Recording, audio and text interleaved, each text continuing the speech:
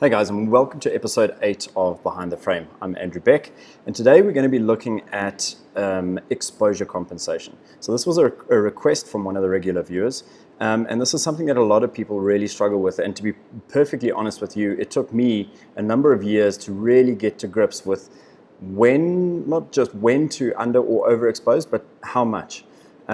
So I have written blog posts on this in the past, and I will include links to that at the bottom of the YouTube video clip as well as in the blog post, so you can go and check those out. But I'm going to try and provide a fairly condensed summary of at least how I see exposure compensation, and I hope that it will help you guys. So I've chosen a couple of images which will help me to illustrate the points that I want to try and get across to you when working with over and underexposure. And we're going to start with a classic scene where one would need to overexpose. I'm going to use this example here of this kudu bull photographed in the middle of the day as a starting point for our discussions. So the first thing that you've got to remember is that your camera will look at a scene, and without going into too much detail, it's trying to measure light and give you a shutter speed based on trying to maintain the overall image brightness. So showing you details in the shadows, preserving some of the details in the highlights. Basically, it's like the Goldilocks effect. It doesn't want to kind of go either which way. So for most of the time, that's great. However, in a situation like this, where we have a very, very bright background, and this is common in the middle of the day, one would need to take control over how you want the camera to capture the scene. And that's where exposure compensation comes into play. The first thing we need to discuss is that there are a number of metering modes. Now, for all of our discussions and for 99% of what I shoot, I'm using evaluative metering and then making exposure compensations from there. So in Nikonese, we're talking about matrix metering. Essentially what that says is it is looking at the majority of the frame. So if you can imagine, and this is well illustrated in some of the blog posts, but if you look at the majority of the frame slightly skewed towards your active focal point. So in this instance, the focal point would have been placed a little bit lower down here. If you have a look around the eye, somewhere around there. And so everything is kind of weighted around here. So it's slightly shifted down, and it's evaluating everything in 90% of the frame and deciding on a shutter speed that will best suit you based on that. The other modes, center weighted and spot metering modes, will obviously just refer to a much smaller area. So spot metering would be that adjust around a particular area, and spot metering is not always linked to the central focus point, but you can move it to the active focus point, which makes sense as well. So for our discussions, and you can go and check out the blog post that I'm going to share with us to go and get a better idea and an illustration of it. But for our discussions now, we're looking at this from an evaluative metering point of view and adjustments made from there. So having a look at the info, and remember you can cycle through this view here by hitting I on your keyboard, and you will see that this image was taken at 400th of a second at f7.1, ISO 320. The most important thing though here is these two. So this is plus 1 2/3 EV. So that's overexposing by 1 2/3. And this pattern, where it says pattern here, this is basically the metering mode. And so pattern refers to evaluative metering. So based on the camera looking at this entire scene, I made an adjustment to overexpose the scene by 1 2/3. So let's have a look. Essentially, when you import this image into Lightroom, these exposure adjustments that we're seeing up top here are compensated for, and essentially your image is at neutral, because it decides, Lightroom will look at it as how have you adjusted the image since it was imported, but it shows to you that this was overexposed by 1 2/3. So by that logic, if we were to underexpose this by 1 2/3, so that's minus 1.7, we're essentially at what the camera would give us. Now, as you can see, it's still not a bad kind of scene, slightly dark, well-exposed histogram. However, in this environment, I'm not really worried about preserving detail in that background. As you can see there, it's nice and blue, but that's completely underexposed. But what I'm looking for, and what I wanted to do, was to intentionally create an image with a high key kind of effect. And by that, we're talking about being very bright. So the majority of the scene being bright and light. So you can see here, the final image, and this is what I had envisioned, is a very clean, and a lot of people will refer to this as fine art, just because it's high key black and white. doesn't make it fine art, but it is very clean and simple, because by overexposing, you will find that the backgrounds then lose all of their detail, and so you're only left with areas of your frame that were dark being left. So it's a very clean background. I haven't done any brushwork to remove things from here or increase the exposure. I haven't done any funny masks to cut this out. It was a clean background, blue sky, which was overexposed, and so the subject was rendered nice and sharp and detailed.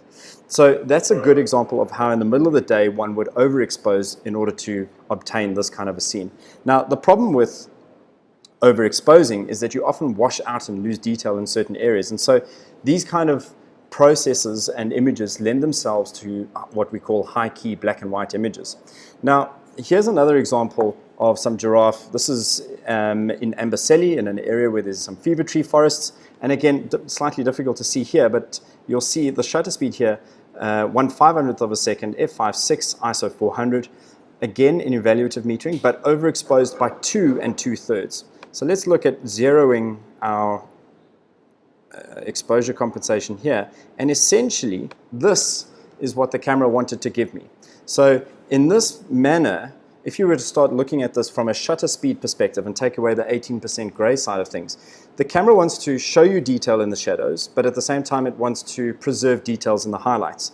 So in the blog post, you'll see that I look at it from a shutter speed hypothetical point of view, where we would say, right, well, in evaluative metering, we're looking at most of the scene. Let's go through and assign shutter speeds. So here we've got hell of a bright sky. In order to protect those bright areas, the camera wants to choose a shutter speed of, let's say, 2,000th of a second, which means that it will show you the detail in the cloud and we're not losing detail. So this whole area here, 2,000, 2,000, maybe 1/1250 over here, over here. Then you start to get to these darker areas. And in order to see and show you detail in those areas and bring those to the sort of gray or the middle area where you can see detail, the camera needs to use a much slower shutter speed in order to allow more light to fall on the sensor and show you those areas. So again, assigning shutter speeds there, maybe a 60th, 80th, 120th of a second. So imagine the camera quickly doing an evaluation of all of this, adding those figures up, making an average, and then giving you a shutter speed, and this is what it would do, because it's protected some of the detail in these highlights and it's showing you some of the detail in the shadow. However, we are then understanding how the camera is metering the scene and overriding that using manual exposure compensation. So again, overexposing here by 2 2/3, quite aggressive. But again, looking for a final image which will be processed as a high-key black and white. So this could very well work as a color image, and I'll show you now, looking at the histogram, how we would go processing this, and this is a raw image now as shot. We can see from the histogram that by overexposing, and it makes sense, by allowing more light in, we're going to have less darks and pure blacks. We need pure black, so very easy just to pull back the black slider. We can recover some of the highlights a little bit and maybe add a bit of clarity. So a very quick kind of scene before and after. You'll see, obviously, processing this as a black and white. That's kind of the final image that we wanted to go for. Again, a high-key black and white image. There wasn't anything that needed to be removed here. By virtue of the fact that we're overexposing and we've got such a bright background, we were able to create this kind of image. And so, again, middle of the day, animals in deep shadow, very difficult to balance very bright backgrounds or subjects in the foreground. It can make for some interesting photography, but only if you are playing with exposure compensation, because that is how you're actually going to achieve your artistic vision. To try and balance these and to show the detail in the cloud in the background and the detail in here, let's quickly go and do this, because I know that some people have these as presets where they recover all of their highlights and they lift all of their shadows, and so then we would kind of look at something like this. It doesn't feel right. And you can see even here, we're not able to recover all of those details in there. So for me, I prefer these kind of more artistic images which have been shot with a bit more of intent.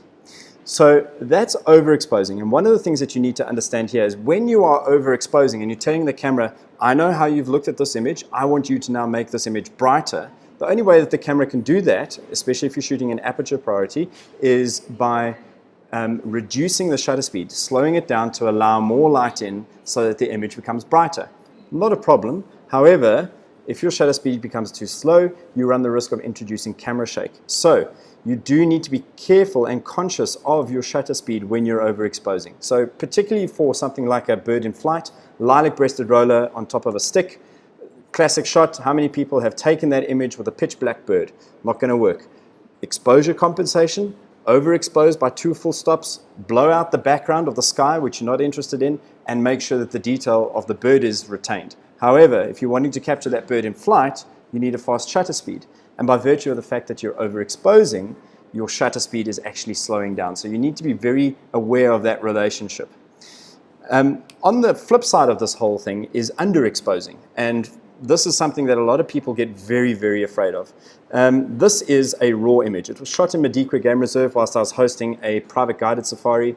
And we were just very lucky with the kind of details that we got around the light, a dam wall with a dark background. The light was coming through this alley late afternoon in winter, a little bit of water left there, and it was just, the stage was perfectly set. And when these elephants came over the wall, stepping out from the shadows and into the light, it provided a perfect scene. Now, if we go back to our concept of our hypothetical situation of assigning shutter speeds to an area, all of this dark area here, the camera doesn't want that to be dark in evaluative metering mode. It wants to bring it back to the middle. And so in order to do that, it would normally choose a slower shutter speed to show you what's going on in there and allow more light to come through. The difficulty, though, is that we've got part of the image which is very bright. And here the camera is wanting to assign a faster shutter speed. So in this instance, I was underexposing by 2 1/3. So let's go and let's overexpose this image now by 2 1/3. And essentially, we're saying that that is what the camera wanted to give us. Now, how many of you have seen these kind of images on the back of your screen? It's what the camera wants to do, that Goldilocks effect. It's not here nor there. It's a happy medium. I can show you the detail in the mountain in the background, but I'm kind of trying to protect some of the highlights in this area here. It's not too bad. You haven't lost detail on the head of this elephant there. That's the average image. However, by underexposing, we're not really interested in that background. And so by doing this, we're creating an image with a lot more mood. And we're understanding how the camera is reading the scene and why that background is just so perfect for us. Remember that our eyes are drawn to the parts of an image with the greatest points of contrast and sharpness.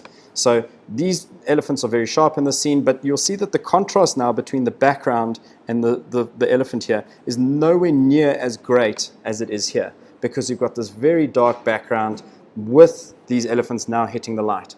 And from a photography perspective and a guiding perspective, these are the sort of things that we're paying attention to when we're out in the field.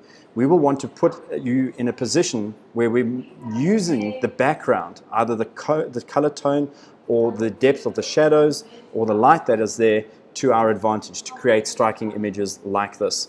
So underexposing by 2 1/3 on this shot as a final image with a bit of processing, that's what we're going for. So I'm not wanting to see the details in these shadows here. I'm trying to keep this as interesting and as intriguing as possible. It almost has a studio-like lighting effect to it, but this is natural light, and we've used it to our advantage. So no funny business here. The benefit to underexposing is obviously underexposing reduces the amount of light that comes through because it uses a faster shutter speed. So in order to make the image darker, the camera uses a faster shutter speed. You can't have too fast a shutter speed. So we're always happy for that, especially in low light situations. And you can use this to your advantage in the late afternoon when the light has started to dip. You will be amazed how much detail you can recover if you are having to underexpose in order to get a fast shutter speed without having to compromise your ISO, and end up with what initially looks like a very dark image, but when you bring it into Lightroom, you can recover. So rather utilize the camera's ability to underexpose and retain detail in those scenarios, and then lift it back a little bit in Lightroom. So let's have a look at another example here. A white line, yes, looks a little bit anemic, but in fact it is a white line. You can tell this little tip on the tail here. There's usually a little black tuft on the edge of the tail for lines. There's no coloration in that. This is a lioness from the Timbavati area who is sadly no more. But again, if you have a look here, the settings, late afternoon, 200th of a second, ISO 1600, underexposing by 1/2 of a second. Ideally should have had a faster shutter speed. It would have taken away this movement in the tail, although I'm not too fussed by that, and the detail in the face is nice and sharp. If we have a look at what the camera would have wanted to give us by overexposing by 1.7, which is 1 2/3, we're sitting somewhere around there. Now, that's a documentary shot. Now, without even taking into account that in order to do this, the camera would have had to use a longer shutter speed, which would have introduced more movement and possibly even more camera shake into the whole scenario. And it makes perfect sense as to why we needed to underexpose for this, not only to increase the shutter speed, but in order to capture and create an image which has a lot more mood and feel to it. So here, the camera is looking at a dark green background, dark, dark, dark, dark, dark, very bright. And again, assigning shutter speed values to this, you can understand why we want to underexpose. We understand that the camera wants to keep us happy. However, we want to keep those backgrounds nice and dark, and so we've got a contrast between our subject and that background. So this is something to think about when you're photographing during the green season, where everything is green and rich and growing. Green is a lot darker than gray. So if you picture the bush during the winter months with that kind of orange tone, the reflective nature of those grasses are reflecting about an 18% gray value. So that's fairly neutral. So you wouldn't need to underexpose as aggressively or nearly as much in that kind of an environment during the winter months as you would, say, now during the green season, where everything is this dark green, which is a lot darker than that middle gray tone that people always talk about. And so from a final editing perspective, just a little adjustments on the whites, some vibrance and saturation, and you can see the difference in this image, just making it pop. No adjustments to the exposure compensation. Had we shot a scene like this, we would have come into Lightroom and said, wow, this feels very bright, doesn't look so good, and we pull it back. Now, in terms of evaluating what is too bright and what is not, and where you're starting to lose detail, if you have a look at this histogram, it's skewed to the left-hand side. Nothing is climbing up on the blacks here, so that is well exposed. And what you will find is if you are sitting on a game drive vehicle during the day and you have a look at this image, it's going to look very, very dark. And that's where people start to get worried. But that's because you're viewing the image. Now remember that there's sunlight, there's reflection, your eyes haven't adjusted to what's happening on the back of the screen, there's glare, all of these things come into play. However, you go back to camp and you look at this image then, and all of a sudden now in a darker environment at night after game drive, you're able to see that there is in fact detail in areas which, when you looked on the back of the camera initially, looked as though you'd lost all the detail and the whole image was underexposed. So the lesson here is that when you're in the field, have a look at your histogram. Your histogram will tell you how far you still have to play in terms of your underexposing, or whether you've lost it completely, and the same on the flip side. Although when we're overexposing, especially if you're shooting for a high key black and white, you're not too concerned about the fact that you may be losing detail in those highlight areas. So don't judge images on playback on the back of your camera screen. Make sure that you're looking at the histogram to decide, do I have room to underexpose a little bit further, or am I starting to push the boundaries a little bit here? So hopefully this episode has helped you guys get to grips a little bit more with underexposing. I've used extreme examples to try and illustrate the point. All of these are dependent on the kind of light that you're in the background. So sometimes just a little bit of an underexposure by 1/3 or 2/3 is necessary for an image, whereas what I've shown here are typically quite aggressive examples of how far one can push this. So there have been times where I've said to guests, underexposed by 3, 4 full stops. And that's in order to create the kind of vision that I have in my mind and what I see in that scene, and help them to capture that on their camera as well. Almost always they kind of look at me in a bit of a confused manner. However, once we get back to camp, we download the images and we show them just what they're able to capture out of that. It makes a huge difference. So remember, the camera wants to show you everything. It is your responsibility as a photographer to kind of take control over that and allow the camera to capture your biased interpretation of the scene. So play around with exposure compensation and light, and share some examples with me. I hope it's been productive, and I hope you guys have taken some little lessons out of this. If you have any questions, as always, or you see any images on any of my or the other team's Instagram feeds, please let us know. I'd love to have them come in and do a behind the frame feature. Next week, also replying to some of the guests who've commented, I'm going to be looking at cropping.